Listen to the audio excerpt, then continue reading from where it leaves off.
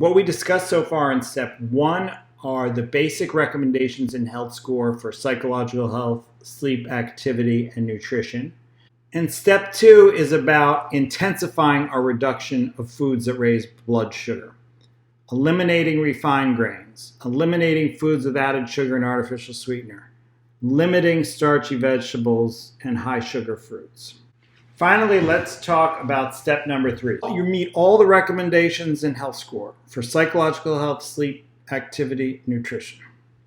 You've eliminated all of the foods that are refined, the starchy vegetables, the fruits, the excess fruits, the excess foods the foods with added sugar. And you still have an A1C 5 or greater. The next step is to protect against overeating. So if you are not eating foods that raise blood sugar and your blood sugar remains high, then it's quite possible you're just eating too much. So you're eating everything that's right, but you're eating either too much or too long and often throughout the day. What I recommend you do is cushion yourself against excess calorie intake. What I mean by this is, let's say you go home and you are angry and tired and frustrated or bored or ecstatic or just elated, whatever you are, and you count that as an excuse to just indulge, you end up just thinking about your desire to indulge, but you don't have the gun. There isn't the gun to shoot, okay? You had the desire to commit the crime, but you didn't have an instrument to do it. What is that instrument? What is that gun for you? Is it a tub of ice cream? Is it a bag of nuts? Is it a bowl of cereal? Is it peanut butter, almond butter? Is it ice cream, pizza? What you want to do is put distance between your desire to overindulge, to eat in excess, and the actual ability to indulge, eat in excess. My kitchen is a case in point. So I used to have jars of nuts. And when it got to the evening, my willpower is a little bit depleted. And I don't know, I just want to feel comfortable. And I would just eat like a pound of nuts and think nothing about it. Well, I would think about it. I'd think how bad I felt. But the point was that there was nothing I could tell myself to keep from eating those nuts when my willpower was depleted. I just defeated every argument. Stop being such a hard ass. Just eat the nuts. What I had to do is buy only 8 ounces of nuts per week, because I still want to make the recommendation to eat 8 ounces of nuts a week, but I also want to make the recommendation of not being obese.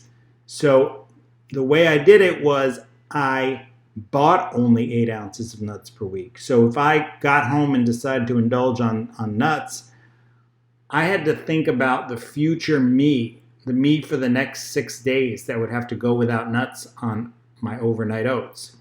That actually kept me from overeating the nuts, because I only had a fixed ration of nuts and I had to make it last for the week. In the same way, you want to put a barrier between your desire to indulge and your ability to indulge. So if you have cereal in the house, it is easy to just keep pouring. But if you have overnight oats in your house, it takes like half an hour or overnight to cook.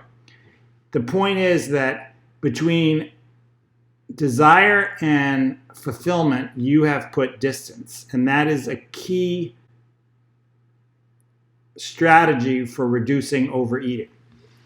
You can read more about this in the book Nudge, which is just a great book about how we can design choice architecture or gear our environment to support good decisions. The other way you can, in step 3, reduce your total calorie intake is intermittent fasting. So essentially, maybe you're eating all the right foods. Maybe even you're not overeating in your total calories for the day. But possibly you're just eating for too long throughout the day. You're not giving your blood sugar any time to normalize, to get to sequester the sugar from the bloodstream to take it back up into your cells. One type of intermittent fasting, which I personally follow, is an 8-hour eating window. What that means is I start eating at noon. My first meal is noon. I'll have a coffee in the morning when I wake up, but my first meal is noon. And my last meal is before 8 p.m., usually before 7 p.m. What this means is between 7 or 8 p.m. tonight and noon tomorrow, I will not be eating. This gives my body a chance to normalize its blood sugars and can reverse insulin resistance and reduce hemoglobin A1c. So I've described 3 steps to lowering your hemoglobin A1c. Meeting all of the recommendations in Health Score for psychological health, sleep, activity, and nutrition.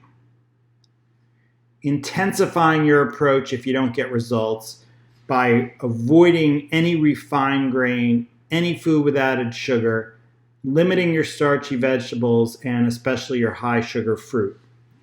Step 3 was cushioning yourself against excess calorie intake. Putting distance between the desire to overeat and the actual ability to, and trying out intermittent fasting or an 8-hour eating window.